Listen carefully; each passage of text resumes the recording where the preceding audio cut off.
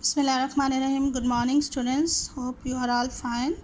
Okay, welcome to the biology class. I'm your teacher Asfa Nazir. Okay, let's start the first unit of your class 10, chapter number 10, gaseous exchange. Okay, first for all gaseous exchange, what is gaseous exchange? It is the process basically related to the respiration. In respiration, as you know, we take in oxygen and move carbon dioxide out from our body. These two important gases like oxygen and carbon dioxide are involved. So these, when we exchange these during this respiration process, this is basically the process of gaseous exchange. So taking in oxygen and giving out of carbon dioxide is known as gaseous exchange. Okay, there are also two important processes related to gaseous exchange, that is cellular respiration and breathing. Cellular respiration and breathing, basically they are same process, but they are different from each other. How they are different, we will discuss it. First of all, cellular respiration, you learn it in your previous class, in 9th class. Cellular respiration is process in which food is basically broken down by redox reactions, and foods carbon to hydrogen bonds are broken down and energy is produced in the form of ATP, and this is basically a catabolic process in which complete oxidation of food material take place. So cellular respiration is complex process of breakdown of food and producing ATP. And breathing is simple process, is a physical process in which we take in oxygen and moving air out of our body. This process is called as breathing. It's used for the process through which animals take air in their bodies and to get oxygen and giving out air from to for getting rid of carbon dioxide. So in breathing you will take in oxygen and moving carbon dioxide out from the process. This is called breathing. And cellular respiration, food stuff is broken down and ATP is produced. And second difference, when you basically this is important for paper point of view, papers में भी आ जाता होता है. Second point जो आप लिखेंगे, it is important, like respiration involves the mechanical and biochemical process. Respiration में is a mechanical and biochemical reactions because इसमें होते हैं, तो that's biochemical process, whereas breathing is only a mechanical and physical process. In physical, only gaseous exchange take place in this breathing process. So these are the two differences between cellular respiration and breathing. Okay, there is also important point like recalling that organism need energy in the form of ATP. We need energy, you know, we have discussed it in detail in 9th class, that energy is mostly in the form of ATP is used by organism, and this ATP is used for all activities. We have discussed it in 9th class, okay, if you remember. So these are the two important terms which is related to gaseous exchange, is cellular respiration and breathing. And you will also write down the differences between cellular respiration and breathing. Cellular respiration and breathing में first point में differences में लिख देंगे, और second में आप लिखेंगे कि the respiration involve the mechanical and biochemical process, where breathing is only the mechanical or physical process of exchanges of gases. Okay. In this chapter, basically we will discuss gaseous exchange in humans and in plants.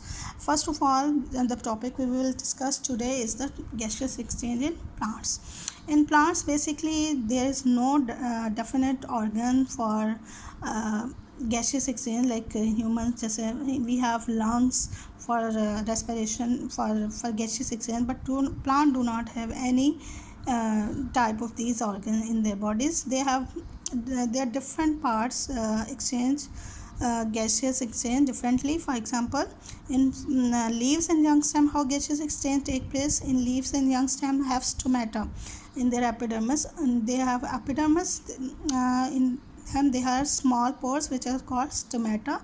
So simply gaseous exchange occur through those stomatas, and these their leaves and stems also have intercellular spaces. They have spaces themselves in their leaves, so from them gaseous exchange also take place. And they also, in young stem and leaf, they have cuticles. Cuticle basically is a thin layer on the leaf surface. Through that, gaseous exchange also take place. This is basically the diagram. It shows here is a cuticle. It's a upper layer present on the upper epidermis, small thin layer, and then there is mesophyll cells, and then again there are another type of mesophyll cells, and in there are some intercell spaces, and this is lower epidermis, and air from enter through this stomata and then moves into the plant leaves, and then from when it is utilized and then move out from these mesophyll cell again and then move out. So in leaves and young stem, gaseous exchange occur through stomata and sometimes through cuticle. And actually plants leaves faces two type of situations. Means during daytime they have different conditions, and during night time they have different conditions. During daytime what they have two types of processes they are taking place in plants. For example, there is respiration and there is photosynthesis taking place side by side. During daytime they have photosynthesis and respiration taking place. And during photosynthesis, you remember, they use carbon dioxide and water to form oxygen, and in respiration this is totally opposite process of photosynthesis. And respiration, they will move carbon dioxide out from their body and use oxygen. So in photosynthesis, oxygen which is produced by the plant is used by respiration process during daytime. So and similarly, carbon dioxide produced during cellular respiration is used in photosynthesis. So these two processes, these two gases are used. But what happened during night time? There is no photosynthesis occur because there is no light. That's why photosynthesis do not occur. There is only respiration take place during night. So what happened during night? They will take because there is no photosynthesis take place, there is no oxygen produced by the plant, so oxygen is taken from the environment, and the carbon dioxide which is used, and there is no now photosynthesis, now their carbon dioxide is moved out from their body through stomata and in the environment. So the situations are different in night and daytime in plants when in plants leaves. There is also a site given in the site, like this is a link given. You can see in your net opening and closing with stomata in this on this okay. Next, how gaseous exchange take place in woody stems and mature leaf. Woody stems and mature leaves, they have different structure. They are actually surface is covered by bark. Bark basically is a layer which is covered the woody stem and root, and when this bark is present, so the gaseous exchange do not take place. So how gaseous exchange take place through them? Actually, they have small pores present in them in woody stems and mature leaf. That pores are called lenticels.